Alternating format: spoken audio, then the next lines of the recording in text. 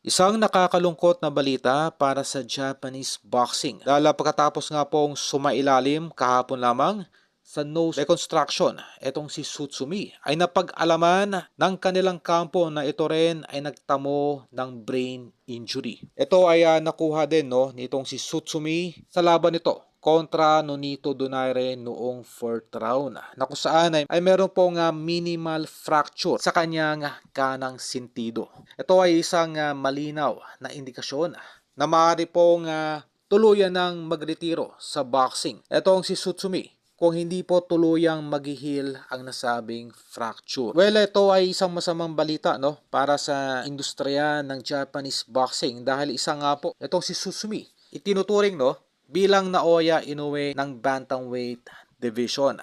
Kung susumahin, natalo man itong ating pambatong si Nonito Donaire kontra sa nasabing Hapon, ay tuluyan naman pong pinatay nitong si Donaire ang karir ng nasabing Hapon. Tuluyan na nga pong pumanaw sa elite category itong si Tsutsumi. Wala na po itong aasahan pa sa mga big time promoters ng bansang Japan katulad ng Taken Promotion. Kaya nanganganib pa na hindi nabigyan ng boxing license kung hindi nga po maghihilo ang nasabing brain fracture.